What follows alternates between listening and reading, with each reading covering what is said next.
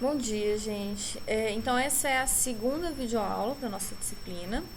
E nessa videoaula a gente vai falar sobre a preparação de matérias-primas para o processamento. Então, primeira coisa, aqui eu construí um fluxograma de como é que etapa por etapa dessa preparação de matérias-primas. São várias etapas, né? Primeira coisa que você vai fazer é a extração da matéria-prima, da extração da natureza, né? Essa extração é de diversas formas, né? Dependendo da matéria-prima. Você pode ter colheita, abate de animais, pesca, ordenha, no caso de leite, né? Entre outras formas de extração, depende da matéria-prima que você está utilizando. É muito importante que essa matéria-prima esteja adequada para o seu processo. Então, por exemplo, você vai você vai colher um fruto quando ele estiver maduro o suficiente para isso. É importante que esteja livre de contaminantes, é importante que a matéria-prima esteja no tamanho correto. Então, por exemplo, novamente um exemplo do fruto. Você vai colher uma fruta ali que esteja num tamanho adequado, né? Você vai fazer o abate do animal quando ele estiver numa idade adequada e por aí vai. Em seguida você vai fazer o transporte dessa matéria-prima. O transporte até a indústria, ele pode ser rodoviário, que é a maior parte do transporte aqui no Brasil, ferroviário ou fluvial. E existe também um transporte dentro da indústria. Esse transporte geralmente é feito por esteiras. Ele também pode ser feito por meio de tubulações, quando a matéria-prima é líquida, por exemplo. Então, existem vários tipos de transporte dentro das indústrias. Se a sua matéria-prima ela estiver em excesso, né, se ela não for processada naquele momento, você vai armazenar essa matéria-prima. Esse armazenamento vai depender da matéria-prima. Ele pode ser em silos de armazenamento, são esses tanques que vocês estão vendo aqui. Peraí, deixa eu pegar o marca-texto. São esses tanques que vocês estão vendo aqui. Geralmente são para grãos e tal. Esses silos de... Essa armazenagem ela tem que ser feita de forma cuidadosa também, não pode ser de qualquer forma. Tem que ser feita em uma temperatura adequada. Algumas vezes você precisa de ventilação, outras não. Tem que ser feita tem que ter uma umidade adequada. Então porque senão você vai deteriorar a matéria-prima. Muito barulho aqui. Tem matérias-primas que você vai precisar armazenar em câmaras de refrigeração, né? Aquelas matérias-primas que são mais perecíveis, tanques pressurizados. Então existem algumas formas de armazenamento e vai depender da matéria-prima. Em seguida é feita a limpeza. Essa limpeza ela é feita de diversas formas diferentes, usando diversos equipamentos diferentes. A gente vai ver agora alguns equipamentos que fazem essa limpeza. Quais são os objetivos da limpeza? Óbvios, né? Remover contaminantes, então, por exemplo, areia, insetos. Por exemplo, quando você vai fazer uma colheita de algum grão, de algum fruto, vai vir sujeira junto, né? Vai vir areia, folhas, entre outras coisas. Então, você tem que remover isso daí. Deixar a superfície do alimento em condições adequadas para o processamento posterior. Então, vamos supor que você precisa ali do alimento com a superfície limpa, sem poeira, sem areia, sem nada, né? Porque no processamento posterior, você vai precisar desse alimento com a superfície limpa. Proteção do processo e dos equipamentos. Então, por exemplo, se você pega lá a sua matéria-prima e tem pedra, vamos supor, metais no meio lá daquela matéria-prima, e você leva ela para um equipamento, vai danificar o seu equipamento. Então você tem que tirar esse tipo de contaminante, esse tipo de sujeira para segurança, para não danificar os equipamentos. E o produto final também seguro para o consumo, né? Você não pode usar uma matéria-prima com impurezas que vão para o produto final e para a mesa do consumidor. Então esses são os objetivos básicos da limpeza. Tipos de resíduo que você pode tirar ali: resíduos minerais, terra, areia, óleo, resíduos vegetais, folhas, raízes, né? Isso aqui é mais quando você vai colher a matéria-prima. Resíduos animais, excrementos, fragmentos de insetos, resíduos químicos, como fertilizantes, né? Então, por exemplo, frutos que você utilizou muito fertilizante ali naquela plantação. O fertilizante ele fica bem assim na na superfície, né? Então você faz ali uma lavagem para retirar aquele excesso. E resíduos microbianos, né, que são os mais perigosos à saúde humana. Essa limpeza ela pode ser por via úmida ou via seca. Por via úmida, a gente tem aqui, eu botei 4 exemplos de lavagem via úmida. Podem existir outros exemplos também, tá, gente? Mas esses aqui são os mais comuns que a gente vai ver com maior detalhe daqui a pouco. Na via úmida, obviamente, a gente vai usar água como fluido de limpeza.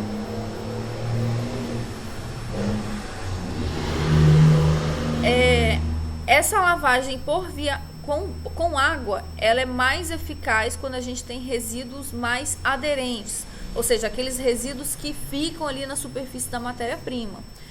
Agora, se a gente tiver um resíduo tipo folha não é aderente, né? Então, não tem necessidade de você usar água, por exemplo, para tirar folha. Aí, nesse caso, a gente usa a limpeza via seca, para esse tipo de resíduo que não é aderente. O problema desse tipo de limpeza, obviamente, é o alto consumo de água. E você precisa tratar essa água depois. Você não vai descartar essa água. Ela precisa de um tratamento que você pode reutilizar essa água, né? E se você não for reutilizar, você ainda precisa fazer um tratamento para descartar na rede, né? Na rede fluvial. Essa água, ela pode ser água corrente, né, água normal, ou água com cloro. Essa água corrente a gente geralmente usa na primeira lavagem, né, que é para tirar a sujeira grossa. Essa água com cloro geralmente é na segunda lavagem, que é para quando o alimento ele já está sem aquela sujeira grossa, você só vai retirar ali os micro-organismos, né? Então esse cloro é para desinfetar, né, basicamente. Por via seca, né, a principal vantagem é que você não consome água, não precisa de água. Ela é mais eficaz para resíduos não aderentes, então a escolha ali da lavagem, do tipo de lavagem, vai depender da matéria-prima que você está tratando ali. Ela é usada para matérias-primas secas ou delicadas, então matérias-primas que não podem entrar em contato com água. Ou delicadas, matérias-primas que quando entram em contato com água, elas são tão delicadas que elas vão danificar, né? Então, são nesses casos que a gente usa via seca. Então, vamos lá, para o primeiro caso aqui, a limpeza via úmida, lavador rotativo. Como é que funciona isso aqui? São 2 cilindros, né? No cilindro do meio entra água. Esse cilindro do meio, ele é perfurado, tá vendo? Nessas perfurações, saem esguichos de água. Esse cilindro de fora, ele gira, né? E nesse cilindro de fora entra a matéria-prima. Então, a matéria-prima ela fica entre o cilindro de fora e o cilindro interno. E aí, ela vai rodando, né? Esse cilindro, ele gira justamente para promover uma mistura ali, né? Uma agitação. Ela vai rodando ali dentro daquele cilindro e vai sendo lavada pelos esguichos de água. Mas o que eu tenho que falar? Sim, esse tambor, ele tem uma pequena inclinação. Essa inclinação é para permitir que a matéria-prima caminhe, né? Passe por todo o tambor. Aqui está essa figura aqui, né? Um lavador rotativo, para vocês terem uma noção de como é que ele é. Nesse caso aqui, gente, a gente usa o lavador rotativo quando a gente tem uma matéria-prima que não é delicada, uma matéria-prima que ela pode sofrer, ela pode ter esses impactos aqui, né? Porque como o tambor ele gira, a matéria-prima vai sofrer impactos.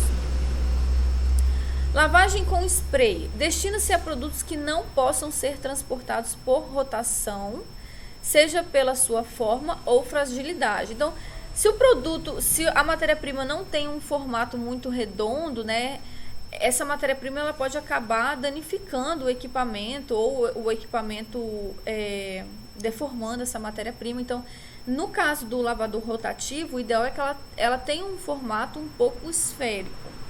Agora, se essa matéria-prima ela é frágil, né, e ela não é muito esférica, né, ela não vai poder ser usada aqui nesse lavador rotativo. Então, o que a gente pode fazer é a lavagem com sprays, que é exatamente a mesma coisa aqui, né? Nesse caso aqui, a gente tem os sprays.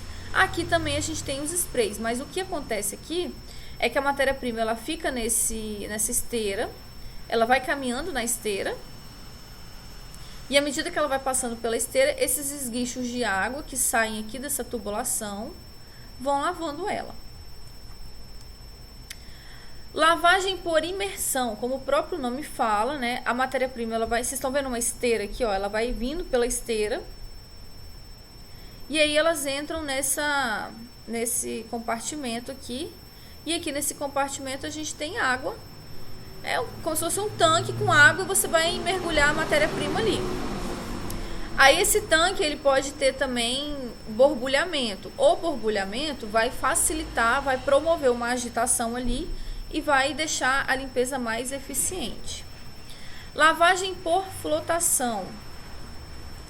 Aqui nesse caso, o material ele não mergulha, né? Ele é menos denso do que a água, então ele vai flotar aqui, tá vendo? E aí, ó, essas pás aqui, isso aqui são agitadores, né? A gente precisa de agitadores. Aqui, se eu não me engano, isso aqui parece ser maçãs, né? Então, a diferença aqui dessa de imersão para essa de flotação é que a matéria-prima na flotação, ela flutua, ela tem a densidade menor, então ela não vai mergulhar ali na água. Agora vamos para a limpeza por via seca. O primeiro exemplo aqui são as escovas, como o próprio nome já diz. Você tem escovas aqui que vão rodando, tá vendo? E a matéria-prima, ela vai passando por essas escovas. À medida que as escovas vão rodando, a matéria-prima vai sendo transportada também por essas escovas. Então, além de uma limpeza, ela promove também o transporte, tá? Como a gente falou, isso aqui é uma limpeza por via seca, não tem água aqui, tá? Então, não serve para sujeira que seja muito aderente. Aqui parece que a gente tem frutas e parece que a gente tem uma cenoura aqui também. São para matérias-primas que sejam resistentes, porque ela vai sofrer impactos aqui, então ela tem que ser resistente. E que possuam forma esférica, né? Porque se ela não for esférica, ela vai agarrar aqui nessas escovas e não vai ser transportada. Então ela precisa de ter uma forma um pouco esférica. Sopradores e aspiradores. Isso aqui é mais para retirar sujeiras que sejam mais leves, como casca, palhas e outras impurezas de baixa densidade, por assopramento ou aspiração. Então, é a mesma coisa que o aspirador que a gente utiliza em casa, né? A gente utiliza o aspirador para tirar impurezas leves. A gente não vai conseguir usar um aspirador para tirar alguma coisa que esteja grudada no chão. Então, aqui é a mesma ideia, tá? Separadores magnéticos. Nesse caso aqui, você vai utilizar um ímã para retirar impurezas magnéticas, para retirar metais que tenham propriedades magnéticas. É muito importante que seja feita essa limpeza na matéria-prima e no produto final. Porque a matéria-prima, por exemplo, quando você vai fazer uma colheita de algum fruto, de algum grão, você está usando essa colheita, geralmente ela pode ser feita de forma manual ou de forma mecânica. Quando você faz a colheita mecânica, você está usando vários equipamentos mecânicos, né? Então pode ter, por exemplo, pode cair um parafuso ali no meio da sua matéria-prima ou qualquer outra peça metálica. Então essa separação é para retirar peças metálicas, e essas peças metálicas vêm geralmente dos equipamentos que você está utilizando para fazer aquela colheita, para fazer aquela extração. E por que é importante você fazer essa separação magnética no produto final? Porque durante o processamento, o produto ele passa por várias etapas. E todas essas etapas são em equipamentos. E esses equipamentos podem soltar peças que vão para o seu produto final, que vão para a mesa do consumidor. Então, no final, você tem que adequar esse produto. Você tem que fazer essa limpeza, essa separação magnética para retirar qualquer peça metálica. Como é que funciona? Ó, aqui a gente tem dois exemplos. No primeiro exemplo, a matéria-prima ela vai passando, tá vendo? Aí isso aqui, esse negocinho em vermelho aqui, ele é tipo um ímã, né?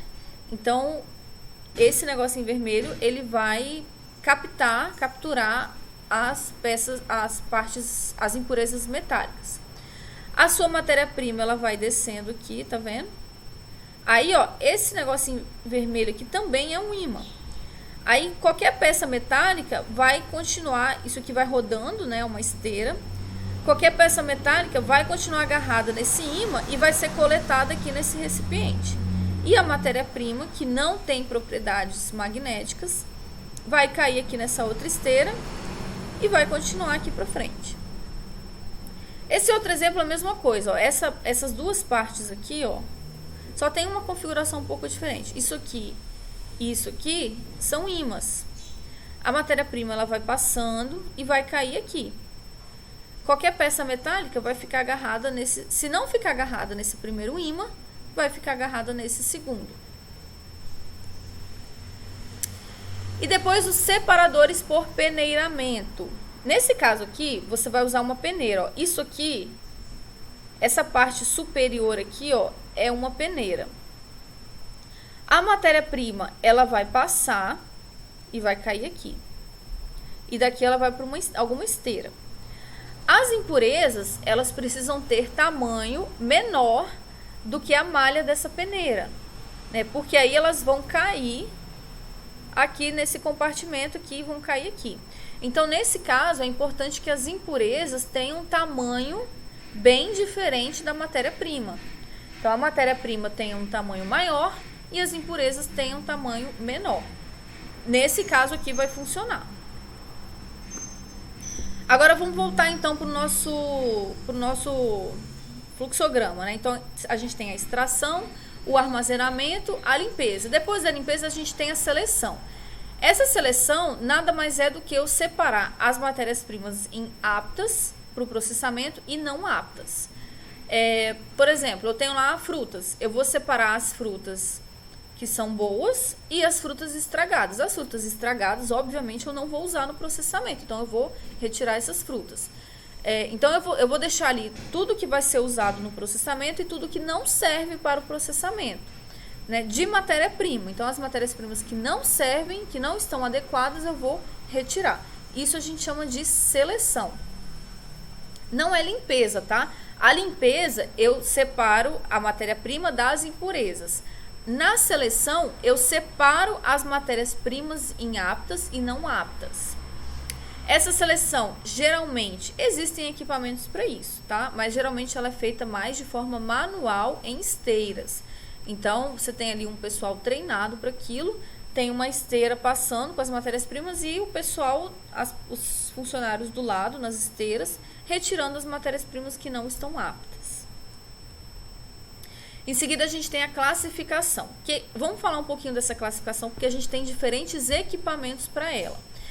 Classificação é quando você separa a matéria-prima, você tem lá as matérias-primas que estão aptas, todas aquelas ali estão aptas, porque você já fez a seleção.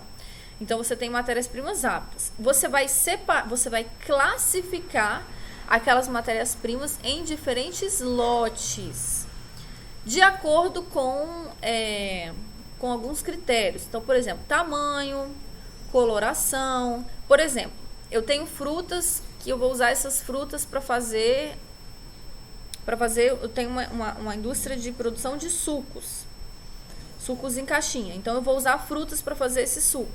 Eu não posso usar, eu dou preferência para usar frutas de cores mais vibrantes. Então, eu vou separar as frutas com cores mais vibrantes.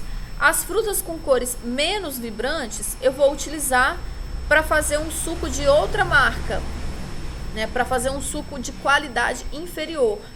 Então, geralmente, as empresas, elas têm produtos de qualidade melhor, mais caros, e produtos de qualidade inferior, né? Para que elas possam aproveitar todas as matérias-primas. As matérias-primas melhores e as matérias-primas piores, né? Então, por exemplo, separa também de acordo com o tamanho. Por quê? Existem equipamentos na indústria, por exemplo, descascadores. Os descascadores, eles vão descascar a matéria-prima. Talvez um descascador só vai servir para aquela matéria-prima daquele tamanho. Outro descascador vai servir para uma matéria-prima de tamanho um pouco menor. Então, você vai separar as matérias-primas de acordo com o tamanho para os diferentes descascadores que você tem, né? Porque nem sempre aquele descascador ele vai servir para qualquer tamanho de matéria-prima. Então, é mais ou menos esse o objetivo da classificação. Enquanto a seleção separa em aptos e não aptos, a classificação divide em categorias. Então, todas as matérias-primas estão aptas, mas você vai separar ela em diferentes categorias. Então, olha aqui, ó, para adequar aos diferentes padrões de qualidade da empresa ou aos equipamentos posteriores. Então, foi o que eu acabei de falar. Aí você tem aqui, ó, o classificador de telas. Aqui, esse classificador, ele vai classificar de acordo com o tamanho da matéria-prima. Então, a matéria-prima, ela vai passar por aqui em cima dessa tela. Essa tela nada mais é do que uma peneira. Aí, aqui embaixo, a gente tem um compartimento. Tá vendo? Então, a matéria-prima, ela vai passar por cima dessa tela. Essa tela, esse equipamento, ele vibra, né? Para facilitar o peneiramento. As matérias-primas que são maiores, elas vão passar direto aqui por cima, né? E as matérias-primas que são menores, elas vão cair nesse compartimento. Então, aí você classifica em dois tamanhos, grandes e pequenas. Esse tamanho vai depender da malha da peneira. Outro exemplo, classificador de rolos. Então, ó, a matéria-prima, ela vai nesse sentido aqui. Ela vai passar por cima desses rolos. Esses rolos, eles estão girando, então eles estão transportando a matéria-prima. E aí, à medida que a matéria-prima, a matéria-prima de tamanho maior, ela vai continuar, ela vai passar por todos os rolos. A matéria-prima de tamanho menor, ela vai cair desses rolos, ela vai cair entre os rolos e vai cair aqui nessas esteiras aqui, tá vendo? Repare o seguinte, ó, aqui a gente tem 3 esteiras. Por quê? Aqui nesse comecinho aqui, nos primeiros rolos, a distância entre os rolos é menor. Então, só vai cair ali as matérias-primas bem pequenas. As outras vão passar. A distância entre os rolos aqui do meio, elas são um pouquinho maior. Então, vai cair as matérias-primas de tamanho médio. E a distância entre os rolos mais aqui da frente é maior. Então, vai cair ali as matérias-primas de tamanhos maiores ainda. Então, eu consigo ali 3 classificações, de acordo com a distância entre os rolos. Qual é a diferença entre o classificador de tela, que é esse aqui, ó, e o separador por peneiramento? A gente viu no slide passado que o separador por peneiramento, ele usa uma peneira para deixar cair as impurezas. Então, qual a diferença entre o classificador de tela e o separador por peneiramento? Porque os dois são peneiras, né?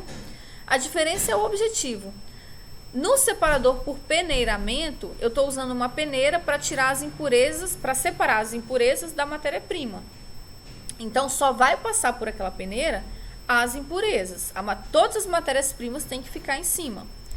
Já no classificador de telas, a matéria-prima que está entrando aqui tem que ser livre de impurezas. Você já fez a limpeza. Nesse classificador de telas, você separa matéria-prima grande em matéria-prima pequena. Você está separando matéria-prima, tá? Então, tá aqui, ó, resposta. Separador por peneiramento. Objetiva, retirar as impurezas. Classificador de tela. Objetiva, separar a matéria-prima já limpa de acordo com o seu tamanho. Depois vamos para o último exemplo, classificador por tambor. A matéria-prima vai entrar nesse tambor aqui, ó. Esse tambor é um cilindro esférico com uma pequena inclinação. Essa inclinação é para que a matéria-prima consiga ser transportada. Sem a inclinação, a matéria-prima ela vai acabar ficando parada ali, né? Esse tambor ele gira. Por que ele gira? porque ele tem aqui, ó, vocês estão vendo que tem uns buraquinhos nele? Esses buraquinhos eles servem como se fosse uma peneira. Então esse tambor ele gira para facilitar a passagem da matéria-prima por essas peneiras. Aí como é que é? Como é que funciona isso? A matéria-prima ela entra aqui, né? Matéria-prima de vários tamanhos diferentes, ela vai entrar aqui. No início desse tambor, esses buraquinhos, esses furinhos, eles são pequenininhos. Então só vai passar aqui as matérias-primas bem fininhas. Mas para o final, esses buraquinhos eles são maiores. Então só vai passar aqui as matérias-primas de tamanho médio. E as matérias-primas grossas, elas não vão passar pelos furinhos. E aí elas vão sair aqui por dentro do tambor. Então aqui nesse caso, nesse exemplo aqui, você está separando em 3 classes: matéria-prima fina, média e grossa. Por que o classificador tambor não é recomendado para tomates? Então aqui, gente, a resposta disso é óbvia, né? Imagina você botar tomates maduros dentro de um tambor que está girando. Você vai acabar com a sua matéria-prima, né? Porque o tomate ele é uma matéria-prima frágil, delicada. Então, nesse classificador por tambor, você não pode usar matérias-primas frágeis. Depois da classificação, a gente tem a eliminação de indesejáveis. Nesse caso aqui, você não é a mesma coisa que a eliminação de impurezas. Na eliminação de indesejáveis, você está retirando partes da sua matéria-prima que não servem para o processamento. Por exemplo, talos, você tira sementes, caroços. Então, a gente tem cascas também, a gente tem descascadores, a gente tem descaroçadores, entre outros tipos de equipamentos que fazem essa eliminação de partes da matéria-prima. Então tá aqui, ó. Geralmente são partes não comestíveis ou que não têm interesse ao processamento. Então, geralmente o que a gente mais usa, mais se vê são os descascadores ou descaroçadores. Depois disso, né, isso aqui constitui a preparação da matéria-prima. Depois disso, ela vai para o processamento. E aí, cada caso é um caso, depende do produto que você quer obter.